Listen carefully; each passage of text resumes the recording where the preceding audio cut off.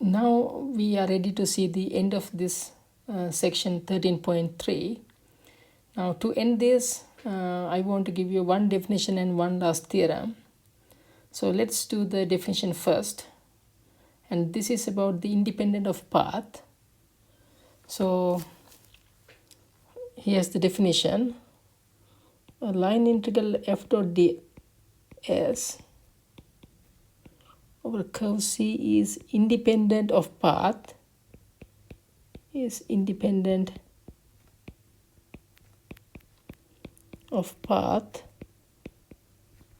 if line integral over one curve, let's say curve C1 equals to line integral over curve C2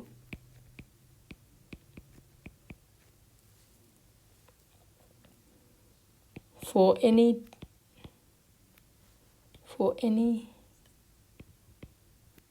C1 and C2 in a region D,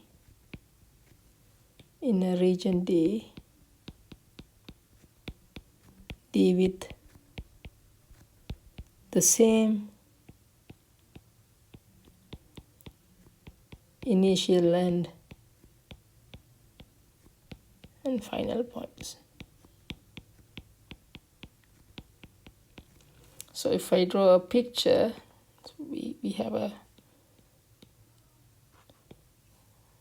let's say we have same initial condition and the same terminal condition or point. Let's say this is your point A, this is your point B. Now we have two curves, any two curves. Let's say this is C1 of T, let's say this is C2 of T. And if you calculate the line integral over any two paths that connects the same initial and terminal points, and if those line integrals give you the same value, then your line integral is independent of path. It's independent of path. Again, line integral along two different paths will give you the same result. Okay, so now here's a theorem. Okay, the name of this theorem is equivalent conditions for path independence.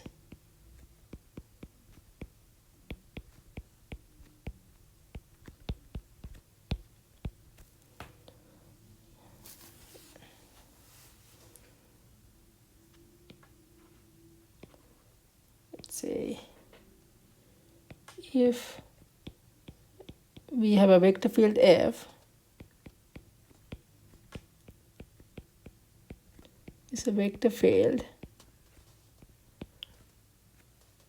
on an open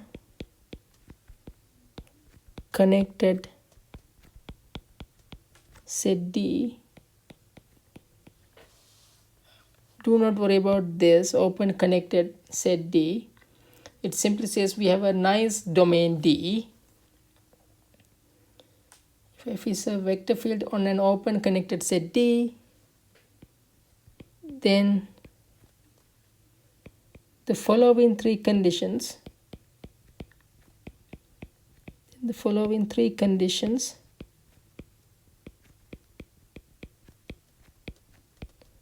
are either all true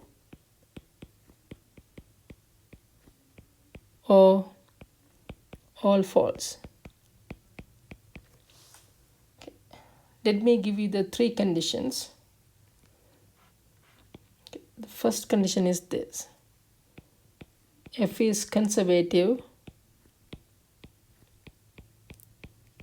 F is conservative on D. That is, we have a scalar potential function little f so that its gradient equals to the given vector field. on the second condition, line integral of f dot ds over a curve C is independent of paths within D. Okay, the last condition is line integral over a closed curve C f dot ds. So this symbol means line integral over a closed curve. This equals to 0 for every closed curve C in D. Okay, now let's see.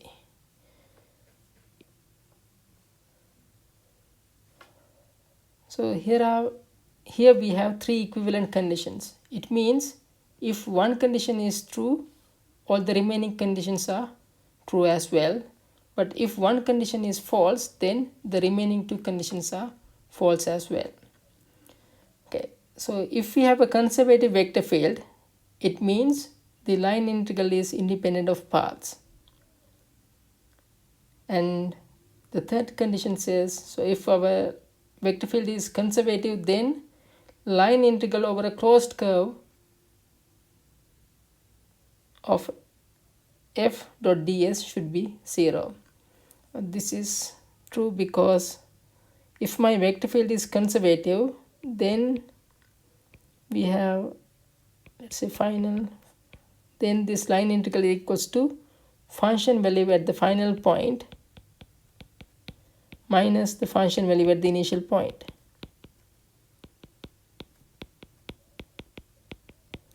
So now if you have a closed curve, let's say this is your curve.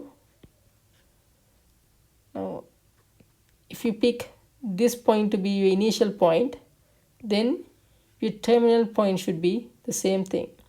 In other words, the function value at the final point is exactly equals to the function value at the initial point. So if you subtract two equal quantities, you will get 0.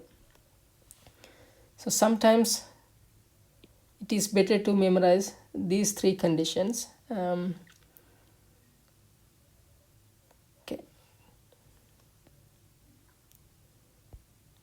So with this, I finished chapter 13.3. So next, we are going to start chapter 13.4, and it is about Green's theorem.